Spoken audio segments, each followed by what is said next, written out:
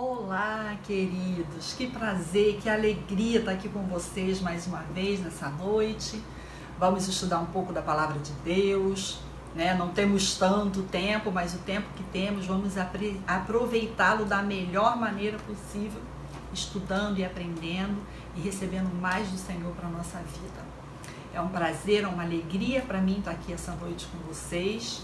E quando eu fui convidada para fazer esse estudo, meu coração se alegrou, se encheu de alegria, porque eu gosto de falar da palavra de Deus, eu gosto de meditar nas coisas de Deus. E toda vez que a gente se dispõe a falar da palavra de Deus, a ministrar, em primeiro lugar essa palavra se aplica à nossa vida, se aplica primeiro dentro de nós. Começa primeiro uma mudança, provoca uma mudança em mim, naquele que está ministrando. E aí depois provoca a mesma mudança no coração daqueles que se abrem, né, para que essa palavra possa fazer um diferencial. E eu creio que nessa noite essa palavra vai fazer um diferencial na sua vida. Você pode dizer aleluia aí na sua casa. Graças a Deus, porque nós temos essa fé e cremos nisso. Vamos orar? Pai, nós queremos te agradecer nessa noite. Agradecer ao Senhor por esse momento, porque nós entendemos que é um privilégio para nós podermos parar esse momento, Deus, com toda a liberdade, poder estudar a Tua Palavra, poder orar, poder levantar nossa mão, poder levar nossa voz, enfim, nos expressarmos como for o desejo do nosso coração. E nós queremos apresentar a nossa vida diante de Ti, Senhor, porque nós desejamos receber revelação da palavra do Senhor nessa noite, que o Senhor fale conosco, ó Espírito Santo. É isso que nós te pedimos, que os nossos pensamentos estejam totalmente voltados para o Senhor nessa hora.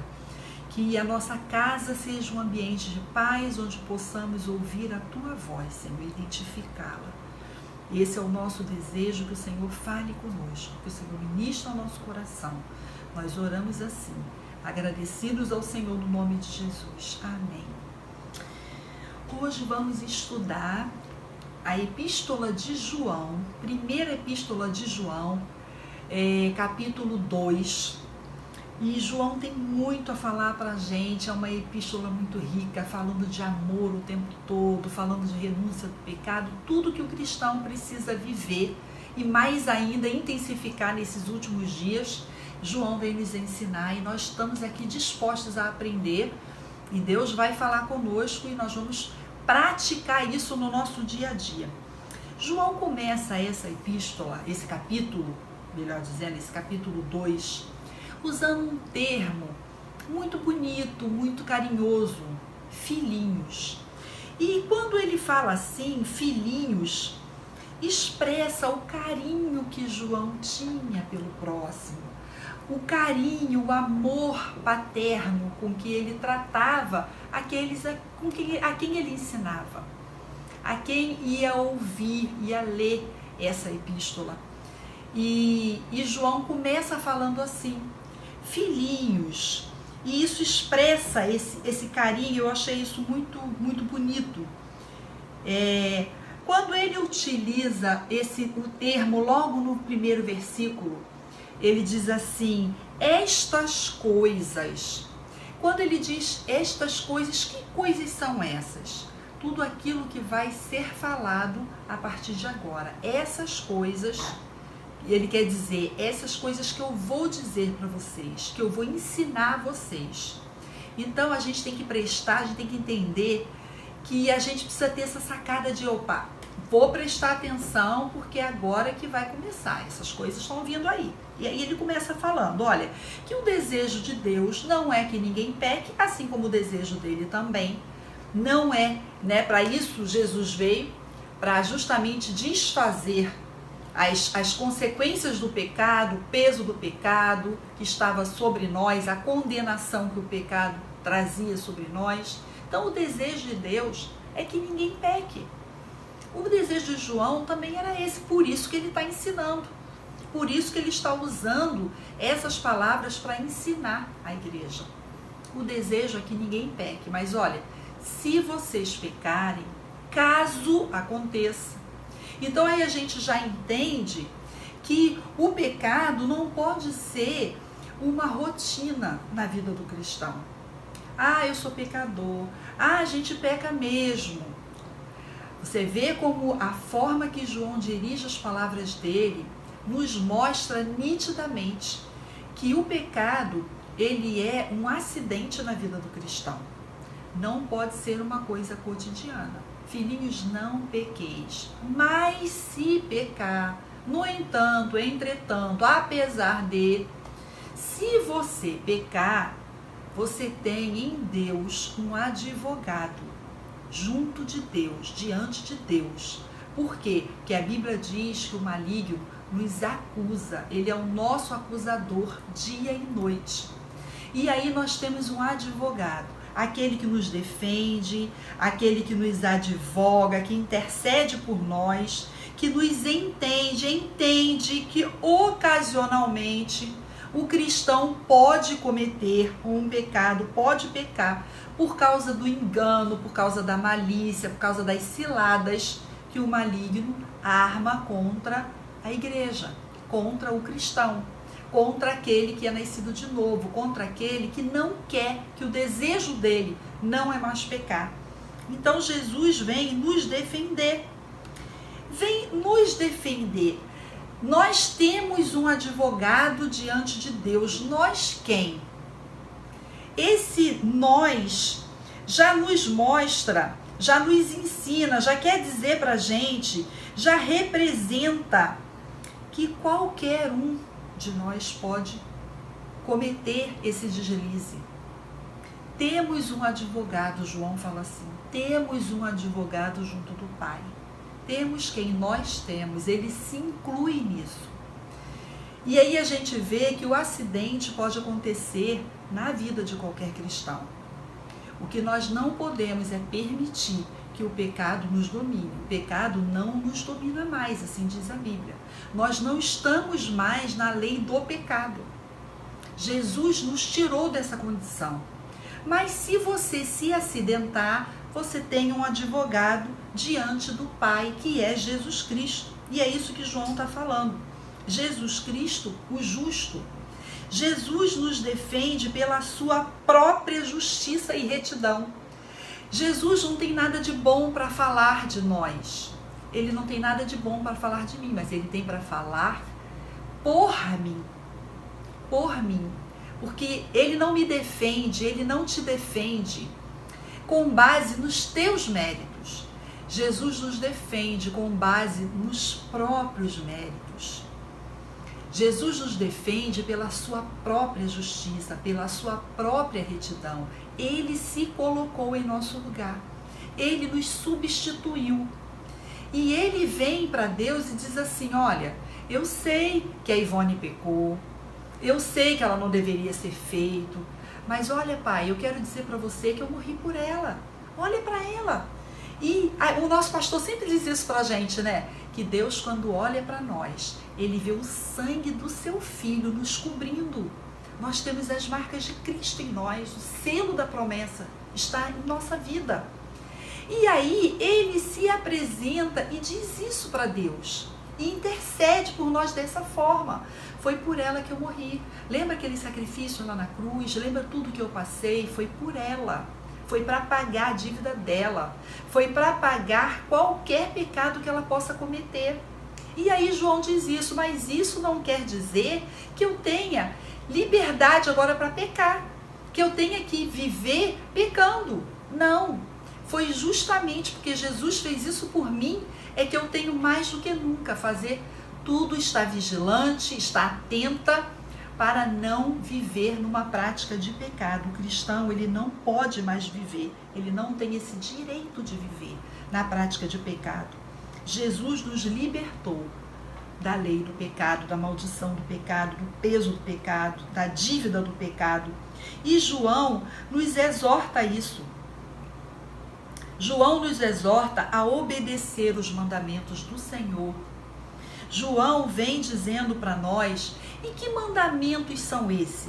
Ivone, quais são esses mandamentos? São determinações de fé, amor e obediência. Coisas que Deus, princípios estabelecidos na palavra, que Deus deixou para que nós seguíssemos. E esses princípios são de fé, de amor, de obediência. E nós precisamos estar atentos e obedientes a isso. Mais uma vez, João vem nos encorajar a guardar os mandamentos do Senhor. Se nós o conhecemos, nós os obedecemos, e se nós o obedecemos, o seu amor está sendo aperfeiçoado em nós. Nós estamos sendo aperfeiçoados no amor de Deus, porque nós o conhecemos e o obedecemos. E o mandamento é esse. Amar é um mandamento antigo. Amar não é nenhuma novidade. Jesus não veio trazer, quando disse assim que a gente deve amar, não veio trazer para a gente uma novidade. Já existia, até na lei, o mandamento de amar. Mas o Evangelho, ele veio jogar assim um holofote, uma luz forte nesse termo. Olha, ame, se encha de amor. E aí, Jesus veio executar. Ele veio fazer isso numa prática. Sabe quando alguém te ensina uma teoria? Uma teoria, olha, você pega o parafuso, coloca, aí você tarraxa. Outra coisa é a pessoa te pegar pela mão e dizer assim, vem cá que eu vou fazer para você ver, e depois você vai fazer. E eu vou ver se está certo. Jesus fez assim. Muito mais do que já vinha sendo ensinado pelos profetas para a gente sobre o amor, Jesus nos pega pela mão e diz assim, eu vou fazer, eu vou viver esse amor para você ver. E depois, você vai viver esse amor agora. Você agora vai viver em amor. E foi assim que o Evangelho veio nos mostrar o que era o amor. Que Jesus veio nos mostrar sobre isso. João vem nos exortando mais à frente um pouco, no mesmo capítulo, a não amar e não se apegar ao mundo. Mas por quê? O que tem no mundo que é tão ruim que a gente não deve se amar ao mundo, nem se apegar ao mundo? Eu vou te dar 3 pontos para dizer para você por que não amar o mundo. Primeiro, a cobiça da carne, o desejo que tem a sua fonte na natureza carnal. A fonte da cobiça da carne, a fonte desse desejo é na natureza carnal. Satanás mostrou bem esse exemplo para nós quando ele usou isso na tentação, quando ele quis tentar Jesus. Ele achou que ele ia ser bem sucedido tentando Jesus. E aí ele foi lá tentar Jesus. Aí ele diz para Jesus assim, olha, ordene que essa pedra se transforme em pão. Sabe por quê? Porque Jesus estava com fome. Jesus estava vindo de um jejum de 40 dias e 40 noites. A carne estava gritando por comida. E aí, Satanás viu isso. Olha, tem uma vulnerabilidade aí que eu posso tentar por aí. E aí ele fala isso em Lucas 4. Você pode ler depois com calma.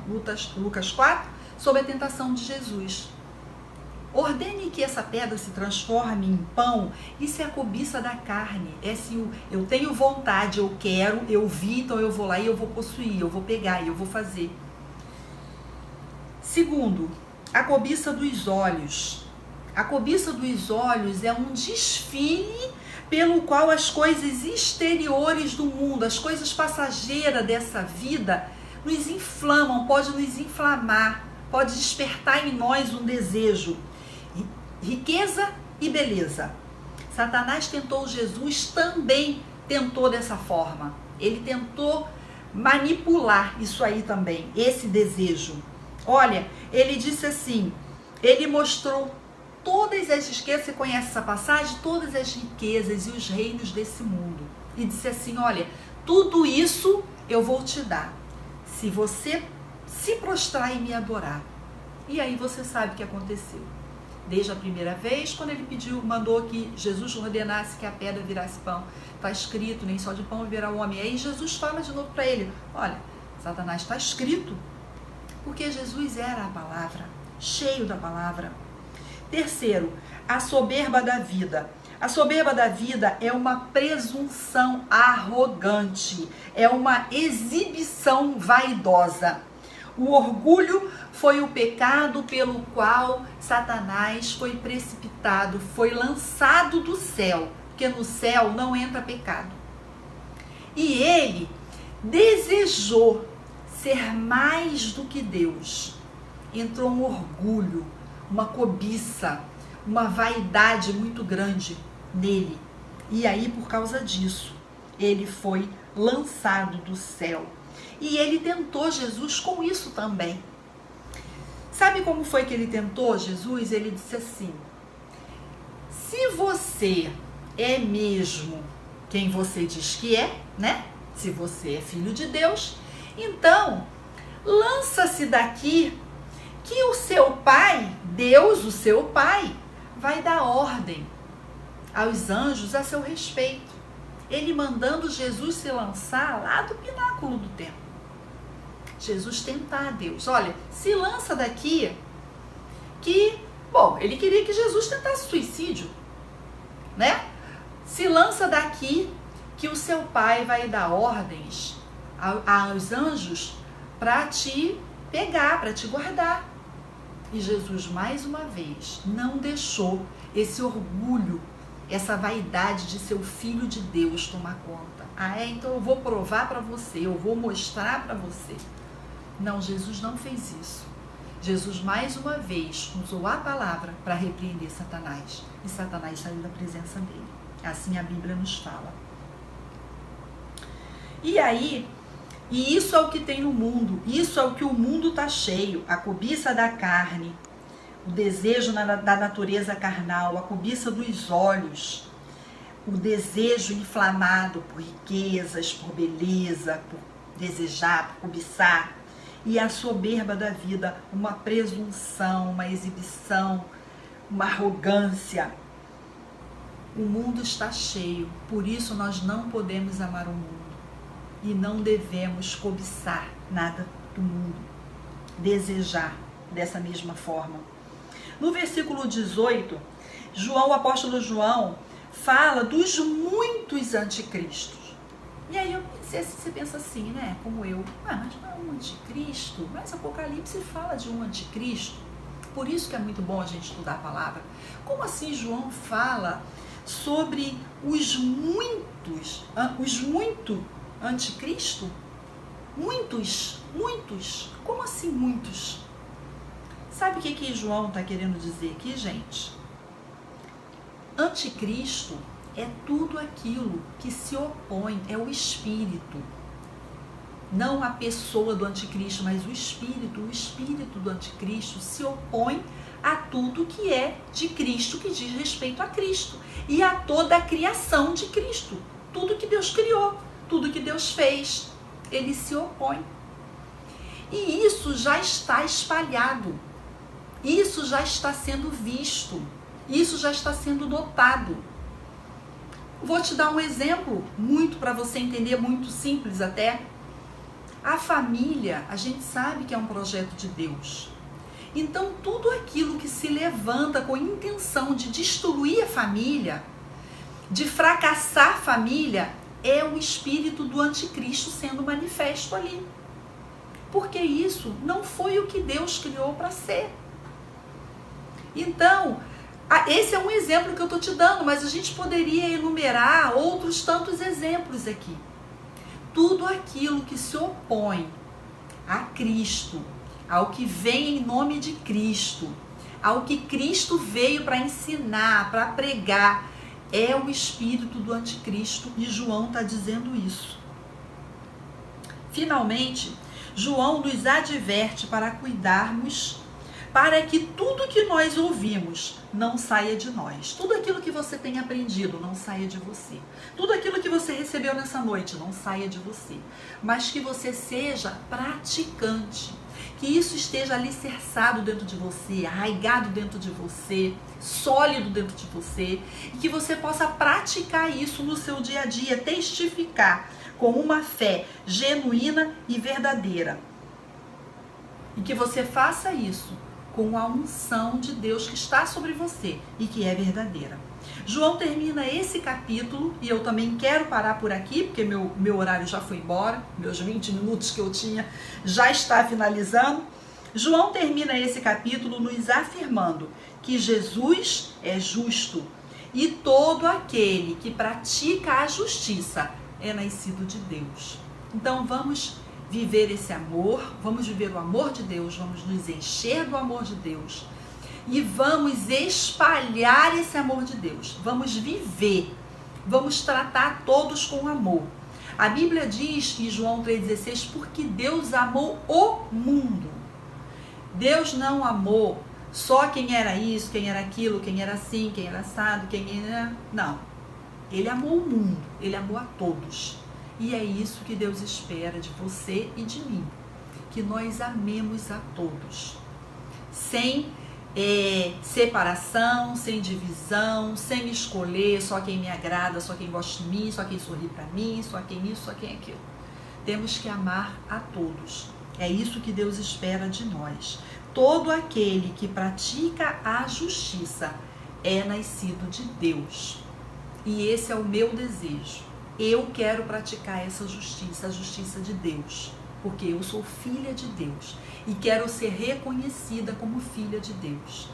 E o meu desejo é que você também pratique essa justiça de Deus e que você também seja visto, seja reconhecido e seja assumido como filho de Deus, nascido de Deus, não só criado por Deus, mas nascido de Deus, do coração de Deus. Esse é o meu desejo para a tua vida. Deus te abençoe, que você tenha um final de semana abençoado, maravilhoso.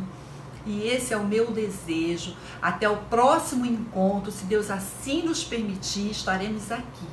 O meu desejo é que você seja ricamente agraciado para viver e espalhar esse bom perfume de Cristo, do amor de Cristo, por onde você passar, onde Deus te colocar.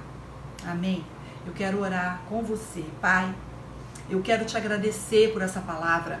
Eu quero te agradecer por esse entendimento que o Senhor tem trazido a nós. Eu quero te agradecer, Senhor, por esse ensinamento dessa noite, pela unção do Espírito Santo que nos capacita a trazer tudo isso que temos ouvido, Senhor, tirar da área da nossa mente, trazer para dentro de nós, para o nosso espírito mesmo, para a gente viver isso todo dia. Somos teus, pertencemos a ti, somos nascidos do Senhor, Pai.